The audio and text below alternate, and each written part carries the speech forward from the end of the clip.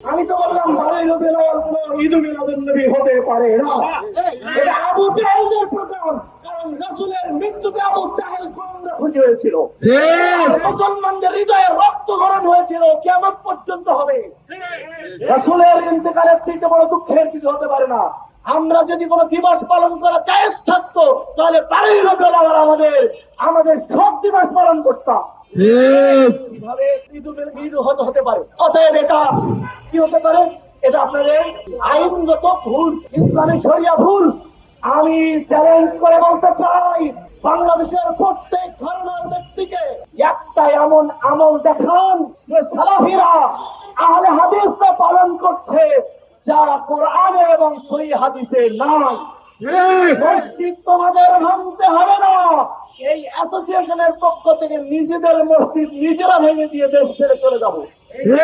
তাহলে খুব খেয়াল করে শুনুন, তাহলে কেন এই মসজিদগুলো ভাঙিয়ে দেওয়া হয়েছে? প্রশাসনকে বলতে চাই, বাংলাদেশের তাওহীদ জনকে বলতে চাই, আহলে হাদিসরা দুর্বল নয়, আহলে হাদিসরা বিনয়ী। সালাফিরা সন্ত্রাসী নয়, এজন্য তবে তারা দুর্বল নয়। তোমাদের মতো সন্ত্রাসী হামলা আমরা তোমাদের উপর করতে পারি, সে ক্ষমতা আছে, কিন্তু আমরা যে আল্লাহর সিদ্ধান্তের বাইরে কোনো কাজ করি না, তাই তোমরা এখনো বেঁচে আছো।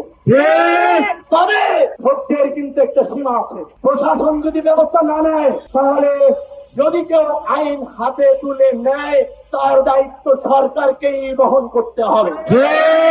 আমরা আহলে হাদিস সালাফি ভাইদেরকে ধৈর্যের সাথে মোকাবেলা করার আহ্বান জানিয়ে আসছি, এখনো সাংবাদিক সম্মেলন থেকে জানাচ্ছি।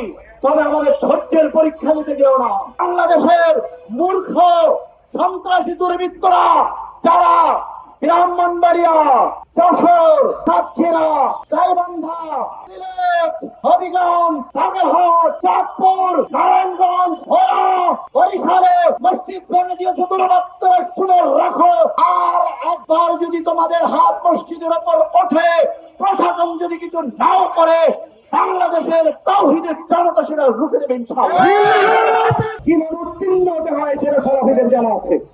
অতএব আমরা তোমাদের জন্য সর্বশেষ কথা বলতে চাই, তোমরা আমাদের ভাই, তোমরা আল্লাহ এর কথা বলবেন না, কথা শোনেন, তোমরা আমাদের ভাই, তোমরা নিরাপদে থাকো, আল্লাহ তোমাদের হেদায়েত দান করুক। যারা মসজিদ ভেঙেছো, আল্লাহ তোমাদের হাতগুলোকে মসজিদ করার হক বানিয়ে দেয়।